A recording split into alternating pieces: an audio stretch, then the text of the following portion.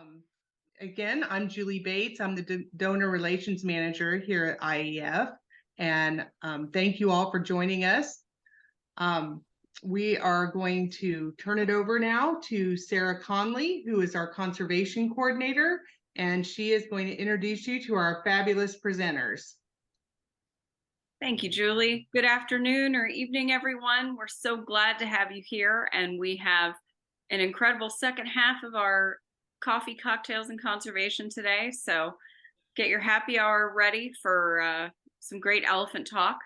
Our guests this afternoon are Lou Barreda. He is founder of Myakka Elephant Ranch in Florida, and he's on the IEF Board of Directors. He's got a degree in business marketing and an extensive history with elephants throughout his childhood into today, and he now devotes his life to them as an adult. So Lou has a passion for connecting the public with elephants in order to educate and inspire conservation action. He's going to have some really interesting things to share with us today. And our second guest is Lynn Von Hagen. She's a conservation biologist working at the Denver Zoo as a regional conservation director for Africa. She's also a previous IEF conservation grant recipient for her work with communities in Kenya.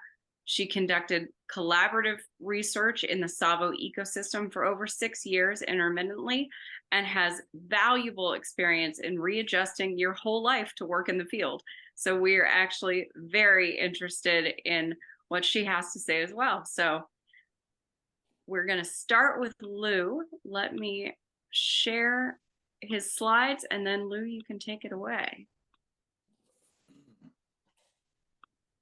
Great. Thank you so much, Sarah and Julie, for having me, inviting me to this definitely first one for me, conservation chat.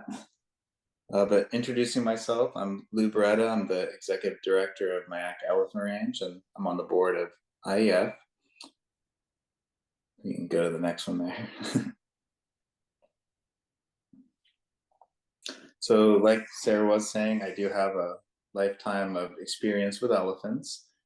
So growing up, my parents actually got their first elephants back in 1986 from a cull from Kruger National Park. So back in the 70s, early 80s, there's kind of a lot of elephants at these different parks, national parks, big game reserves.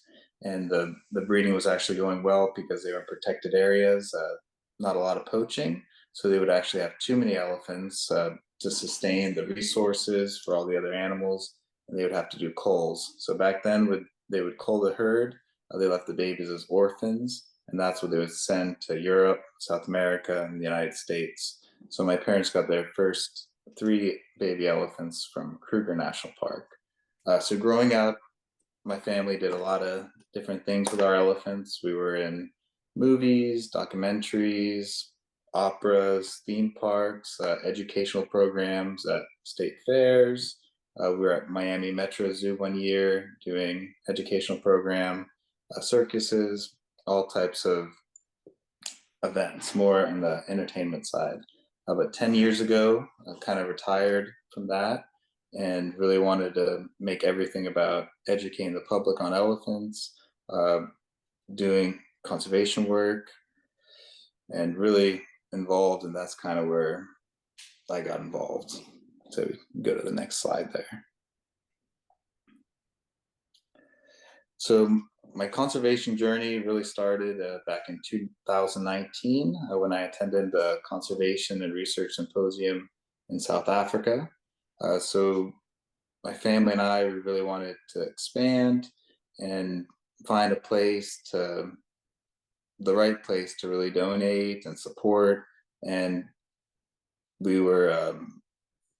found International Elephant Foundation. So my first real experience was at this Conservation and Research Symposium in South Africa. I got to meet with researchers, elephant conservationists from all over the world. So I really got to learn a lot. That's really what got me on this path for elephant conservation. The same year, you can go to the next slide now, thanks. The next year, we founded the Myakka Elephant Ranch. So it's an education conservation center. Our main goals are to raise money for elephant conservation, and really educate the public on elephants. We allow guests to come out and help with the elephant's daily care. So one of our government requirements by the USDA is that the elephants have to get a bath every day. So we just allow guests to come out and really help with that process. This allows guests to come experience the animals, and really feel good that they're just helping with their daily care. You notice the photo on the right. We're putting there's two children scrubbing the elephants. We use a safari animal wash. It's made with aloe, coconut oil, a lot of different natural ingredients, and it's made just for elephants, hippos, and rhinos. So our guests kind of spend an hour taking turns spraying the elephants, scrubbing them, putting oil on their toenails. They really learn how important it is to take proper care of the animals, but they get to have an up close personal experience. And we also do an educational program where people learn all about them, the different anatomy questions, the differences between the African elephant, the Asian elephant. We talk a lot about elephant conservation. You can go to that next slide, please. Thank you. I also want to talk a little bit about our community outreach program. So 10% of our experiences are donated right back into the community. You'll notice on this photo, we had a group of wheelchair group come. Every week it's different. It could be handicapped kids. We have veterans elephant therapy or elephant yoga. So we have a lot of veterans with PTSD come. They do yoga in front of the elephants. They get to touch them, learn about them. It's a great program. We've also had visually impaired children, all types of school groups, handicap groups, and that's one of my favorite programs we support. You can go to that next slide, please. All right, I want to talk a little bit about the importance of kind of having up close elephant experiences. It's really becoming pretty rare to be able to experience elephants, really, definitely hands on. And I think it is going to eventually harm the future for elephant conservation. When people get to experience, learn about animals up close, they get to touch them, look into their eyes, they really get a feel for the animal. It really creates a personal connection and they care about the animal. I've heard so many stories from guests coming out where they talk about their first experience with either at a zoo, a circus, where they saw an elephant for the first time, or a big cat, and it trickled down to this just being obsessed with animals. And a lot of people that became veterinarians, researchers, they always have that first time they got to touch an animal, ride them, and that really put them down that path. So it is important to really inspire the next generation of conservationists. We feel like our experience is great because people get to learn all about them, they get to help with their care, but in a safe environment. You get that next slide, please. I also wanted to talk about the most recent IEF Conservation and Research Symposium in Thailand. This was just a few weeks ago. We just got back. It was an amazing gathering of researchers, conservationists. Chiang Mai, Thailand is definitely the capital for elephants. Thailand has a long history with elephants working side by side. Most of our research comes from Thailand, all the hands-on. This is a little photo of me with a baby elephant. She was only about 11 days old. This is at Patara Elephant Conservation. Anybody here is looking for an amazing place in Thailand to go and see elephants, I definitely recommend Patara Elephant Conservation. They had 87 elephants in total, 12 elephants pregnant. This one here, like I said, was only a couple weeks old. Right behind her is another elephant that was just rescued from the wild. It was abandoned by its mother. So the Chiang Mai University brought it in, and it's actually nursing from the same mother as this little baby. All right, you can go to the next slide, please. All right, this is a photo when I was in Germany. I did an internship there at the Wuppertal Zoo. This was a 6-month-old male African elephant. But I just wanted to thank you guys for listening. I'm happy to answer any questions when we get to the question portion. Just want to really focus on how important human and elephant working together to prolong their species.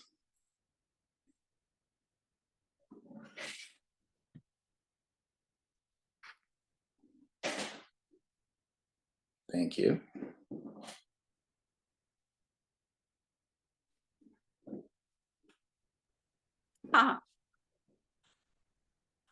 Hi guys. Thank you, Lou. Thank you for that. And I think your conservation journey was really interesting to people. I think it shows how accessible conservation can be. But before we start opening it up to questions, Lynn, I think you are on deck.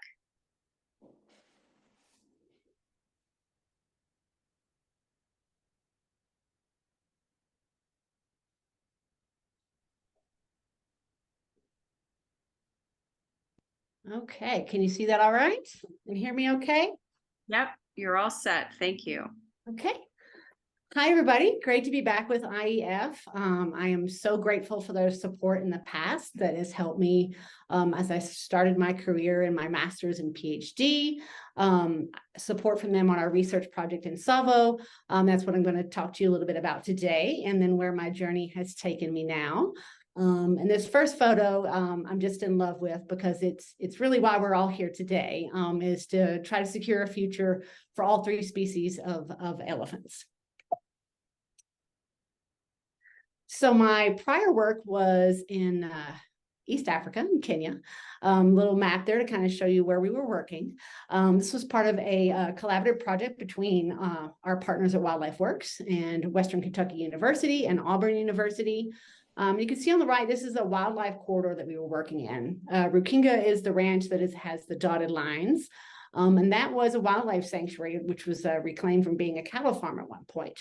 And this is an area where you have a lot of human elephant interactions. The area is right between Tsavo East and Tsavo West National Parks, as you can see on the maps. So a lot of wildlife transiting between these areas. A lot of times what they find is people. There's a lot of different tribal identities represented in this area, from the Maasai to the Druma to the Taita. And lots of livelihood projects going on in this area as well, such as basket weaving, as you can see in the middle. But unfortunately, a large percentage of the population lives in abject poverty, earning less than $1 a day by US standards.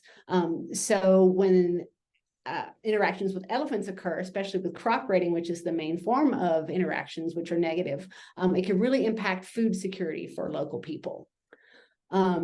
So human-elephant interactions can be negative or they can be positive. Lots of positive things from interactions with elephants, such as tourism, brings money for economies and things like that.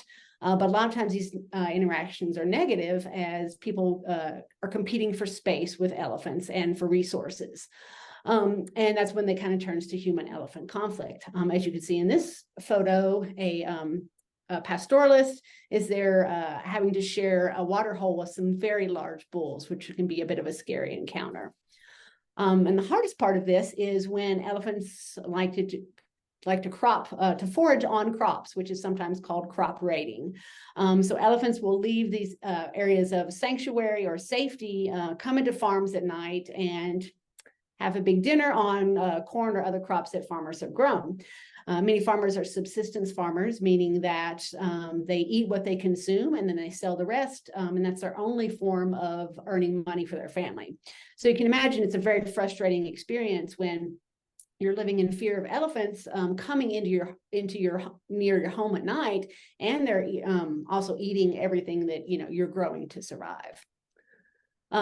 So part of the project was focused on ways that we could mitigate this type of crop raiding by elephants. The Elephants to Sustainable Agriculture in Kenya project, which was also part of an Earthwatch project, and was very much supported by the International Elephant Foundation. And as I mentioned, we are still eternally grateful for that. So I did both my master's and my PhD in this area, and you can see some of the amazing people that participated in the project over the years, included mentors, rangers, volunteers, and things like that. So one of the things that we focused on was testing different types of deterrent methods to figure out which ones would be successful at keeping elephants away from crops. We did beehive fences, which you can see a little bit on the left in the corridor there. And also Mr. Simon Kasaini, I want to show his picture. He is the gentleman in the bottom right corner almost in the tan shirt. Simon Kasaini invented the Kasaini fence, and it's a metal strip fence, which makes a really loud noise whenever the wind blows or whenever an elephant comes in contact with it. So during many years of experiments, we did find out that both beehive fences and metal strips and double metal strips, which are 2 layers of this jangly metal, were significantly different. They were significantly positive in that they kept elephants out of crops more often than our controls. So that was kind of a new deterrent method, which is practical, it's effective, and it's much lower cost that farmers can potentially use to deter elephants. So spending time in Tsavo, I quickly learned that human-elephant conflict is often very much a human-human conflict, because sometimes the way that protected areas are managed, local villagers are not happy about. Many people have been removed from their lands traditionally, not so much in this area, but across Africa, you've seen forced relocation of many different peoples to create national parks and things like that. So often there's a lot of animosity around some of the governance of this.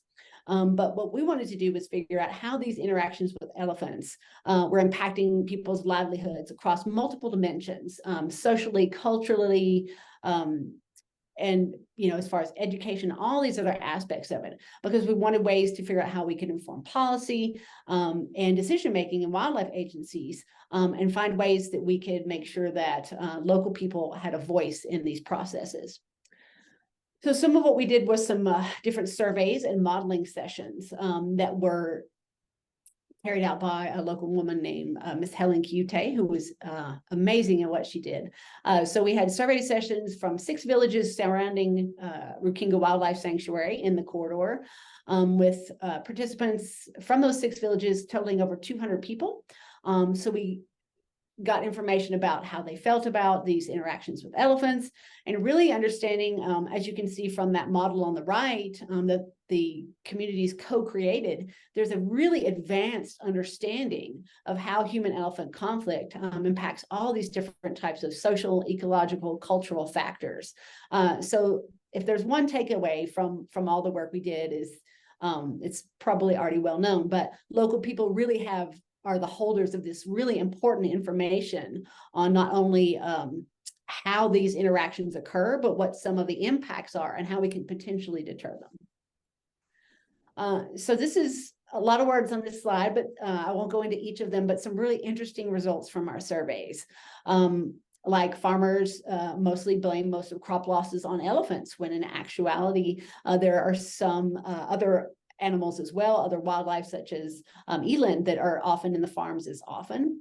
Some really important results that 84% of farmers lived in fear of elephants. So this really impacts farmers' tolerance of elephants. Almost 78% had never received any type of information on deterrence. So even though there are deterrents that are widely available. They may not be practical, but most importantly, the people that need the information are really not getting it. So that was extremely important for us to, kind of show quantitatively. And then also of people that said, well, we want to implement deterrence, but we can't. Almost all of them, it was due to economic constraints. So just a glimpse at some of those survey results really gives you insights into some important factors about how conservation is affected by these social ecological dimensions of farmers that are having to deal with elephants that are crop raiding. So how did we use all of this information that we had gained? Lots of different ways, but one of the things we did is put on community workshops with the same cohort of people. So we had one day in each village, and we taught them different types of mitigation measures, such as beehive fences, as you see in the left picture there. We taught them about different types of sustainable agricultural techniques, so that this area has experienced a horrific drought in the last few years. They go almost 6 months without rain, now almost regularly during the rainy and dry seasons. So efforts that will help retain water as it comes down, some livelihood alternatives and different things like that. So my past work after graduating has led me to some new work. I'm now working at Denver Zoo as a regional conservation director for Africa. I'm not working directly with African elephants, but I am supporting projects that have those in the landscape. But this is a really important way to kind of link in situ and ex situ work. So in situ work, which is in the field where animals are commonly found, and ex situ, which they're in human care. So there's some amazing research going on here at Denver Zoo. We have an extraordinary facility, and we have an all-male bachelor groups. One of the only facilities in the U.S. that can house all-male groups because of a little thing that, if you know much about elephants, is muss. And you might compare that to similar to the rut, which most people know about with deer. So it's a phase during a male elephant's life where they're flooded with hormones, and it's kind of their mating season. So this can be very problematic in captive settings, because you do not want to be around a male when he's in muss, because he's cranky, he's angry, he might beat up on other males, might act very, very uncharacteristically agitated and aggravated. So it's a challenge for how to house males together. So there's research going on here about muss cycles, how those can be managed. Interesting research going on around foot care, around EEHV. So lots of opportunities to learn about elephants when they're under the care of humans as well. And some of the work that I and my colleagues here in the International Field Conservation Department have been working on is the emerging roles of zoos in conservation. IUCN Commission just put out a very important statement earlier this year on the role of botanic gardens, aquariums, and zoos in species conservation. And it was very much encouraging anyone in conservation, whatever form, to work with zoos and aquariums, botanic gardens, to carry out the important conservation work, and that essentially everybody should be at the table. But it also challenged zoos, especially those that are AZA accredited, as ours and many across the United States are, to make sure that we are playing an important role in conservation and conservation messaging with the people that are coming to the zoos. We've also been taking kind of the one plan approach to conservation, which is a methodology and by the Conservation Planning Specialist Group, which basically is very similar, saying that all different types of conservation, whether in situ or ex situ, should be at the table and having a collaborative plan to move forward. There's also species survival plan programs that are in all AZA accredited zoos. And those are to ensure that there is genetic viability for populations of the different species in our care. We've also been working on having a presence at the ICCB, where we had a symposium on the emerging roles of zoos in conservation. And we saw over 20, I believe, don't quote me on this number, but I think over 25 different zoos were represented at this conference, which is probably the largest number so far. And then also our zoo supports the IUCN Asian Elephant Specialist Group. So it's really important to understand that botanic gardens, aquariums, and zoos have an important role to play in conservation, and that there's a lot going on that people aren't aware of in the general public. Many don't even know, as we've seen, that most zoos have conservation programs, and that they're doing that important work alongside that of making sure that the animals in our care are taken care of very well. So that's just kind of a summary of what's been going on in my life. So I want to say thanks for all the support from IEF. They've been an extraordinary partner and have done a lot to help me, and I'm happy to answer any questions as well. And thanks very much. Wonderful, Lynn. Thank you so much. So everyone who's here, please feel free to put your questions in the chat. We have two incredible speakers with, I think, connecting philosophies, but different approaches to how they do it, which is really cool. Because from our perspective, in both their experiences, they're connecting people and communities with elephants and having a conservation effect. And I think that's really important and something that we need to always keep top of mind, especially given that when it comes to Asian elephants, over 30% of Asian elephants live within human care or some form of managed care. And African elephants, as Africa grows and develops, we're having huge communities that are increasingly conflicting with wildlife, including African elephants and forest elephants. So we are going to have to find a way to live peacefully and coexist with wildlife. So while we're waiting for questions in the chat, do either one of you want to comment on sort of those thoughts? Lynn, you look like you're ready to talk. Well, Sarah, you know me, I can talk all day about elephants. Yeah, I mean, what you said is exactly right. You know, especially in Africa, my experience is mostly with African elephants. The population is growing exponentially. Encounters with elephants that are negative are increasing exponentially. And, you know, we're quite frankly, you know, running out of space for a lot of wildlife. You know, we're losing species, not just concerning elephants, at over between 100 to 1,000 times the normal background extinction rate. So there is a biodiversity crisis, and that's being exacerbated by the climate crisis.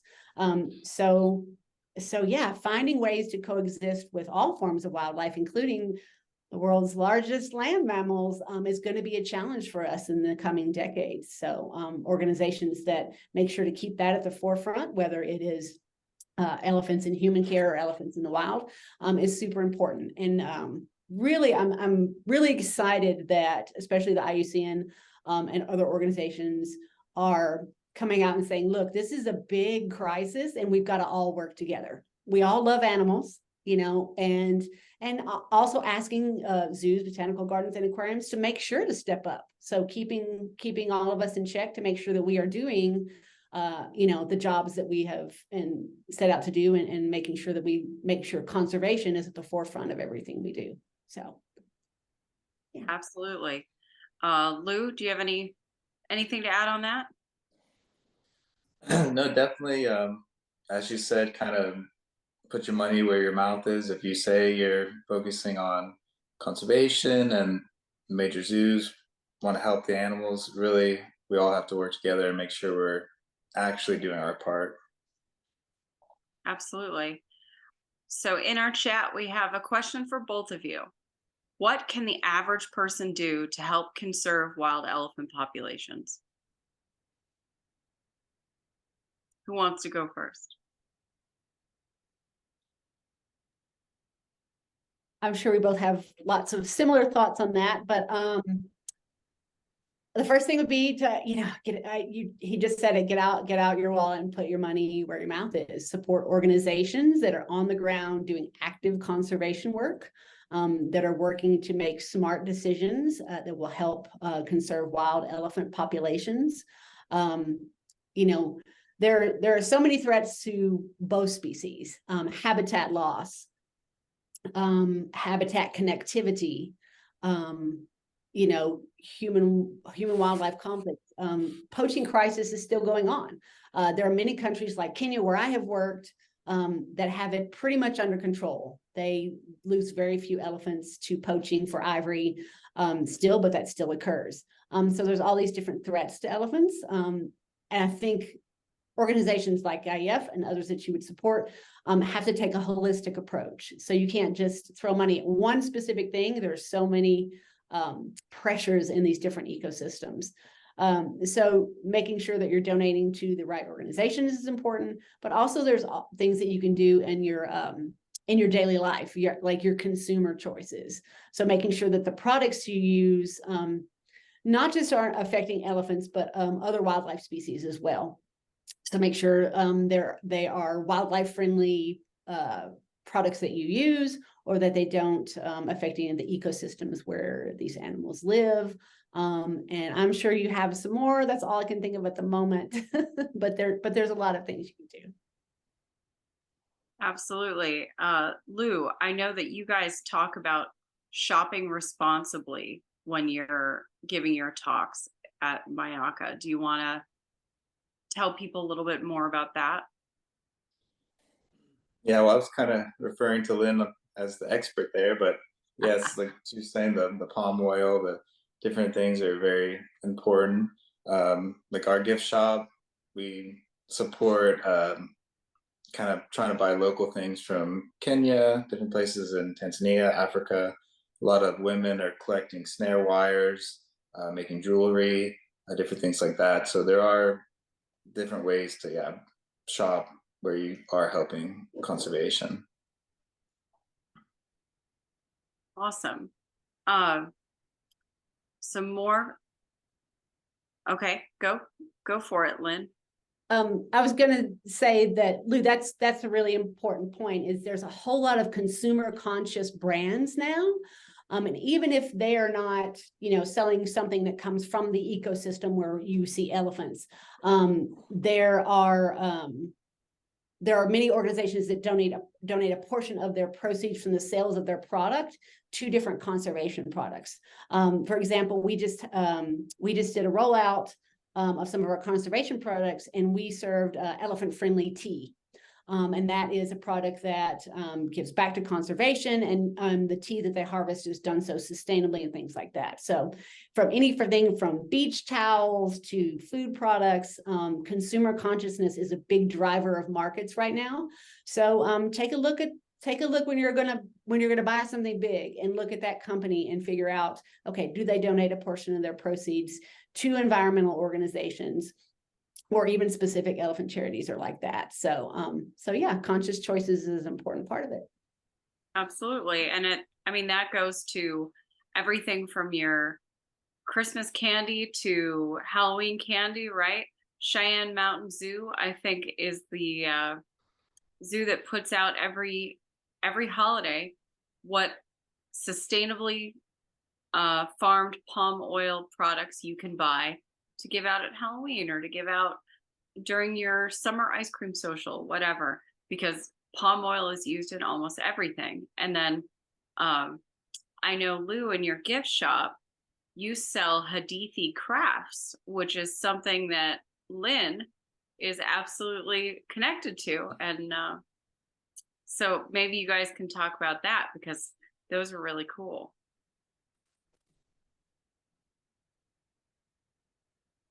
Lou, do you want to tell us what the Hadithi crafts are? And then Lynn, you can tell us the kind of backstory on it. So like I said, we just try to find things helping the local communities in Africa. A big issue with the conservation isn't just protecting the elephants. It really starts with helping the people. If the people are happier, they're going to treat their wildlife better. They're going to be able to coexist a lot better. So as we support different programs in Africa where they're building just gift shop items and things, they're getting revenue, and they're really wanting to protect the elephants. If there's no value for the elephants, these people see them more as just a nuisance, killing their family members, raiding their crops. So they have to be valued to want to protect them. In Asia, it's very different. It's more of a religious symbol. They've worked with elephants for thousands of years. but in Africa, they are seen as a nuisance. Very true. So why don't we move on, because we got some more questions.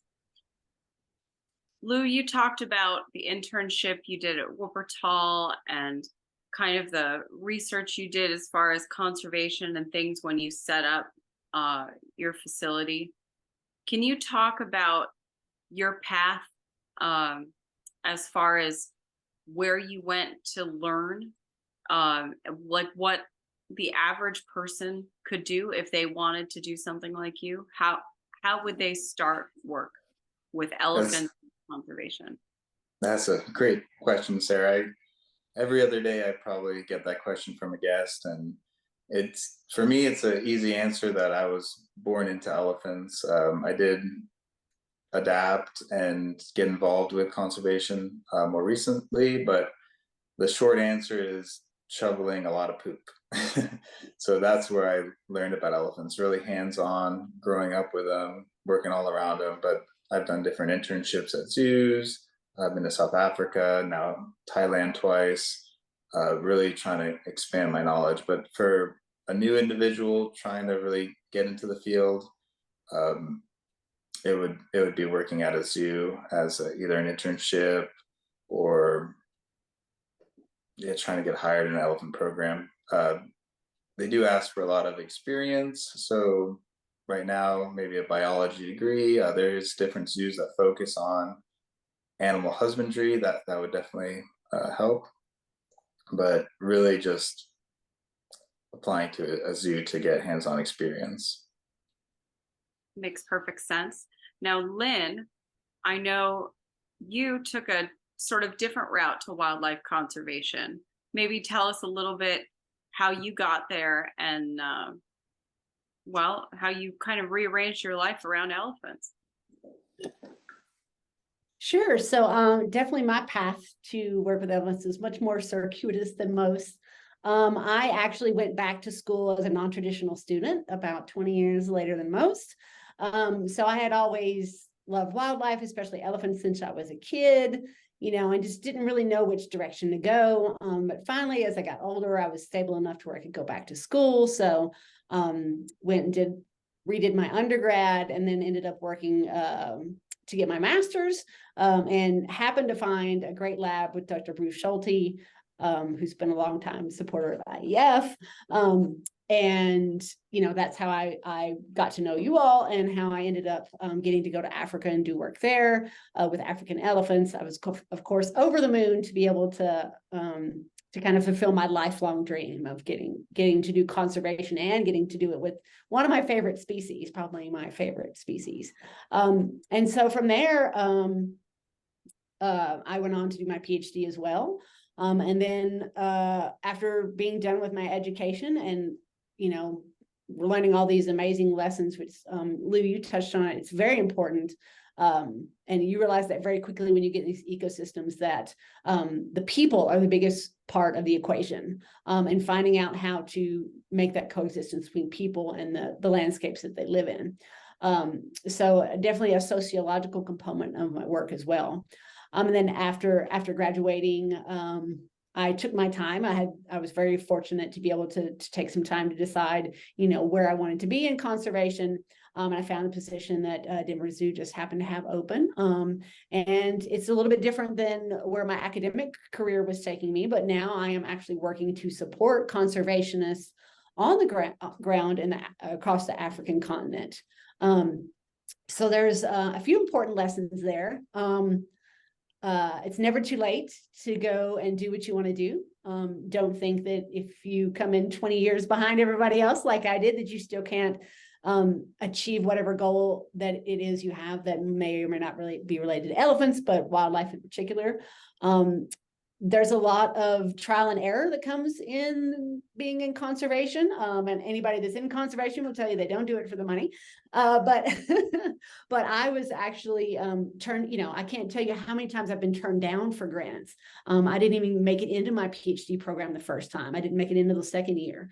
So it's important to know that there's a lot of trial and error and failures, which I always think of failures as just important lessons. I mean, because if you don't fail, how are you going to, keep learning?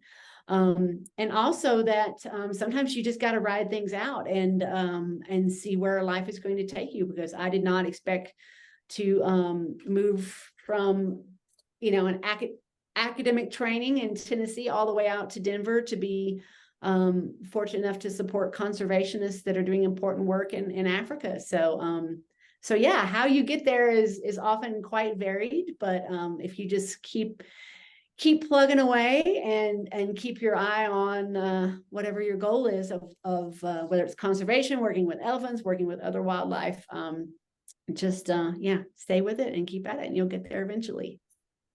Awesome. Do either of you have any specific universities or programs that you would want to refer people to? Anything that you think people should look into specifically?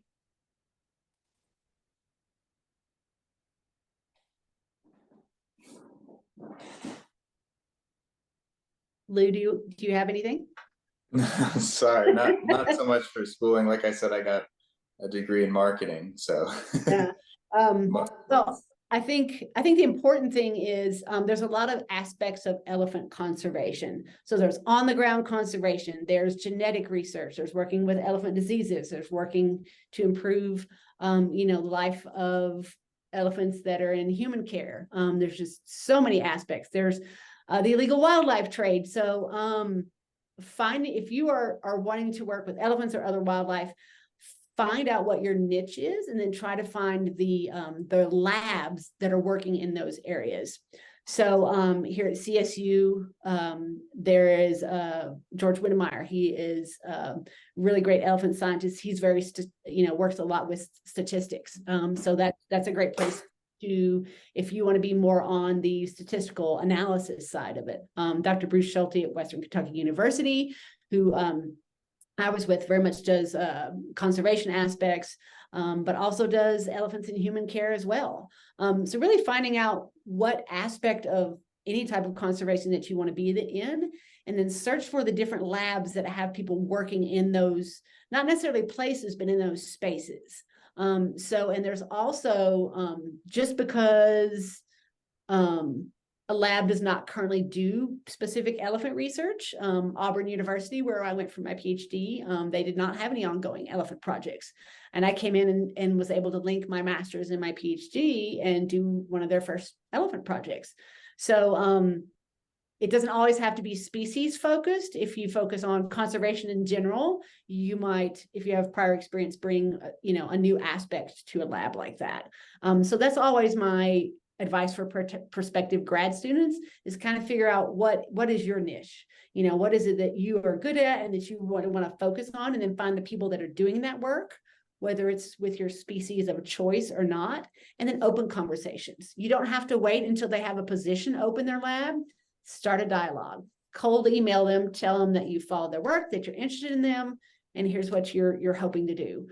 Because if you find the right potential mentor, they can help write grants and create a position for you.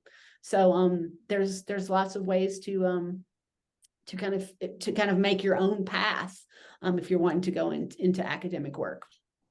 Yeah. Excellent. That is a great advice. So why don't we go back to some of the interpersonal connections? Lou, you talked about the outreach work that you guys do, the encounters that you have with different groups in need. Can you talk about some of those stories, maybe the difference that you see it making in people, or any impact that you've personally seen your elephants have on different visitors? Yeah, every day we have different people that are just enthralled by the elephants. Most of the people that are really into it start crying, or older people that kind of had a bucket list that they always wanted to meet an elephant up and in person, be able to touch them, talk to them, and really a bucket list. As far as the outreach, the handicapped kids we have,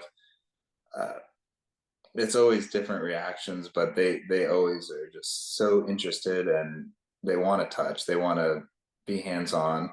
We've had quite a few blind children that have no idea what an elephant looks like, and when they get up and they start touching the trunk, the ears, and seeing their reactions, it's really incredible.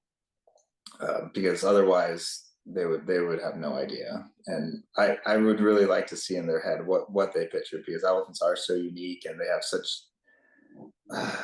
amazing features that it's hard to explain. Absolutely. If you haven't seen an elephant, if you have a person who can't see, what must that feel like to feel the trunk, but then feel the ear, and then try to connect those images in your brain, right? If you don't have that. So we have a question about Earthwatch, Lynn. Can you talk about the sort of community collaborative aspect of what your work was, kind of how you integrated volunteers through Earthwatch? Sure. Earthwatch has amazing programs that go on across the world, and it's essentially it's an experiential, and you accompany scientists into the field to help out with different types of research. So they were essential, really, for helping us build all the fences that we built for our experimental tests. It was pretty amazing. We had them, out there helping us design things like that, helping us collect data. We had 30 plus camera traps out. And for those you may not know, camera traps are, those devices that you hang wherever you'd like to capture wildlife. They take infrared images at night, and they can take up to, 10, 15, 20,000 images. So going through those was really tough. So having volunteers help with that was really essential. And part of this goes back to what the last question was for Lou. So having that experience of seeing elephants in the wild, and even more importantly, understanding really what communities that live alongside wildlife go through is essential. I wish everyone, and from the Western world could come and have an experience similar to that, because a lot of times we're very judgmental. You see these awful things on social media, like, you should kill the poachers, and these like really extreme statements. And then you actually go into these ecosystems and, get just the tiniest taste of what it's like to live in fear, to, the struggles, the things that go on with living alongside wildlife. And it really changes your perspective rapidly. And then people bring that back home, and they start trying to explain it to their peers and to their friends and things like that. So having that experience is really essential for trying to understand this really, really wicked problem, and explaining human elephant interactions. Some of the diagrams that the communities co-created with us had up to 50 variables. So we're talking like some really complex interactions between humans and wildlife. So having those Earthwatch teams experience that with us was really life-changing for a lot of them. And again, seeing elephants in the wild for the first time, is really transformational. It was for me. So Earthwatch is a really important part of our project. We definitely couldn't have done it without the support of them and funding from IEF. And having those people, some of them are here today. I see you, Imelda. And so, spending 10 days in rural Kenya with 6 to 10 volunteers, you really get to know them well. And they really become a part of your project and become involved and really invested in seeing what happens. And one last thing that our project was involved with is, gaining trust of local communities takes a long time, and it takes years. So many communities have been, have lost trust in the system and in wildlife authorities, various ones over the years. So being able to earn that trust is important. One of the ways we did that was supporting local schools. There are over 700 children in the Sisini primary school that did not have lunch every day. So we set up a feeding program, and we saw direct impacts from that. We saw enrollment increase. We saw the scores of the students go higher, and we saw more trust of the communities with us. Whenever we showed up to do research, they were so excited to see us and welcome us in their community, because we invested in what was important to them, which was their children's education. So there's a big aspect of conservation that people don't always think about, and it's working with local communities to build trust and let them know that they are just as important to us as the wildlife that we have kind of been tasked with protecting. And that's so important, that building the trust of the people, because you can't go into places where they make less than $1 a day and ask them to spend their efforts protecting wildlife when they need to spend their efforts to take care of themselves and their families. So Exactly. if you can build that relationship within the community, then you can have, you know, the ripple effect of the positive good work going out to the entire ecosystem. There's some great talk in the chat about building those connections between the Western world and understanding how in situ conservation works, and people who actually live with elephants in their backyard deal with it. And Lou, you guys have an art exchange program that kind of connects school children to each other a continent away, right? So do you want to talk about that a little bit? Sure. So my sister started our conservation art exchange program. Every year we have an annual art contest. So a lot of kids from different schools. It's posted on our website, Facebook. They submit different drawings with elephants. So they just tell a little paragraph of what kind of elephants mean to them. And with a partnership with IEF, we're able to send some of those drawings over to kids in Africa.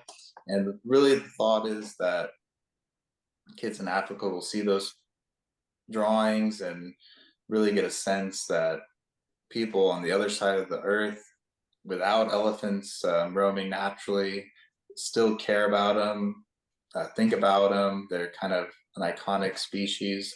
So it's just kind of making that connection that, wow, these animals must be special, and maybe they won't want to grow up being a poacher, or they'll have a different kind of viewpoint on elephants after seeing those drawings and reading those things.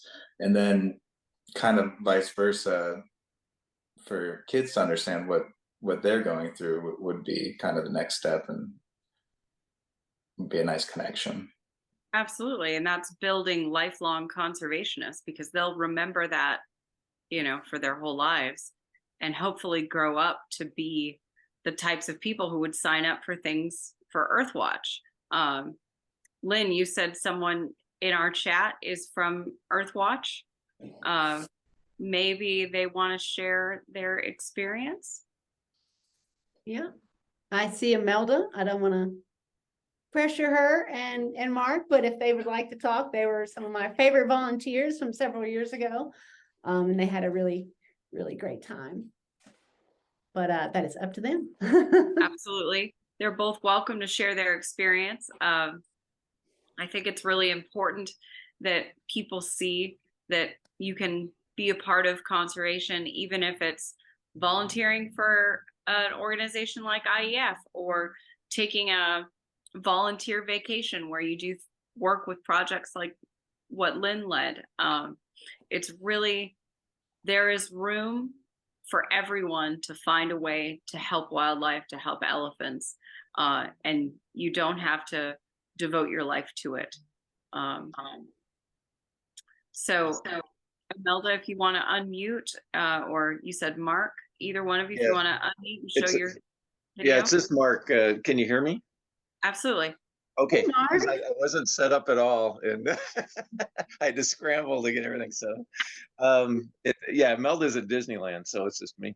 Poor Imelda. That Zoom's under her name, so. No, we had a great time, and it was a great experience, and it was just good to be able to do anything we could to help out. And We've actually thought of going back. I'm not sure we'll ever go right back to that same project, but we are going to the Walking with Wildlife project in South Africa next year. So it's not so elephant oriented, but it still should be a good project. That's wonderful. So you felt it worthwhile to spend your time doing conservation work on your vacation? Well, we're retired, so it makes it a little bit easier. And I have done other elephant projects too in Africa, but we just love elephants. So anything we can do to help them out, we're all in for. Wonderful. Well, you're in great company with everyone here. So thank you for that. And thank you for supporting conservation with Lynn's project and whatever you support going forward. That's wonderful. Oh, I might mention also real quickly, we visited the school that Lynn was talking about while we were there, and that was just a lot of fun. And we've been supporting that school since, and I think that's just another, in addition to the elephants, that's another really good cause to back up. So we do that annually. Wonderful. And that dovetails with what Lynn was saying, is that helping the community eventually will have positive reverberations for helping the whole ecosystem, elephants, whatever species are around. So that's very important. So thank you for doing that. Certainly. Well, we are 3 minutes till the hour. So if you guys, either of you, have last minute words, anything you want to share with our audience, go for it, and then we'll wrap up. Sure, yeah, definitely want to say thank you to IEF for having me. One thing I did want to kind of bring up is just how the general person can help is really just spreading the awareness. We get a lot of guests that don't really know about the ivory trade and all the issues going on with elephants. But back in the day, they used to use the ivory for piano keys, billiard balls, handles on things. So that's kind of all gone away, but China does still demand a lot of the ivory. So IEF has different programs kind of trying to change the narrative that the ivory belongs to the elephants and please do not buy ivory. And as that demand changes, hopefully there'll be no more poaching. Very good. Thank you. Lynn, do you have any comments, any closing remarks? Sure, just a few. First, I just want to say thanks to Mark. Do appreciate your continued support. It's really good to hear from you in chat today. Lou, I think that's really great what you said. So I would second that. And it's very encouraging to see a lot of different organizations, whether they are in situ or ex situ, that are starting to work together and tackle these problems. So I think that's very encouraging. It's sometimes it's a bit hard to be optimistic given the status of conservation in general and elephant conservation. But there's a lot of great things that give us hope for elephants. So I think I would love for that to be my closing statement is there's a lot of hopeful things going on. There's a lot of work. There's a lot of attention being paid to the plight of elephants. I would encourage anyone here, if this comes up in casual discussion, make sure that we talk about what it's like for people that live alongside wildlife, whether, elephants or other large herbivores. That's really one of the key things that I think is often misunderstood. So, encourage that to be part of the narrative. And just have that conservation optimism, that there is good work being done by amazing organizations like IEF and others, and that with everyone's help and everyone on board, we will make a way for people and wildlife, and especially elephants, to coexist. And we will keep these amazing creatures on the planet. Absolutely. Thank you, Lynn. Absolutely. And I know from my experience working with people like the two of you who are doing great work for elephants in many different ways, that gives me hope. It's one step further in the conservation program of the world, really. And there's a lot of work to do, but I know there's a lot of great people doing that work. So thank you both. Julie, I'll turn it over to you. All right. Well, thank you. And I'd like to invite everybody, if they'd like to turn on their cameras, so we can give our wonderful presenters a round of applause today. Thank you so much for joining us. And as we do that, I've noticed that I see a lot of our IEF donors here on the call tonight. And as everybody was talking about all the ways that people can help conservation, most of you here on this call are already doing the most important thing, and that is donating money. It takes money to make things happen for elephants. And so without our donors and our wonderful donations, none of this work would happen. So you're already doing one of the most important things that you can do for conservation, and that's by donating. So I want to thank you on behalf of IEF and our IEF team. And thank you for joining us on this Giving Tuesday. And we hope to see you again for some of our conservation chats, and hope to see your names in our donor rolls here as we approach year end. So thank you all so much for joining us.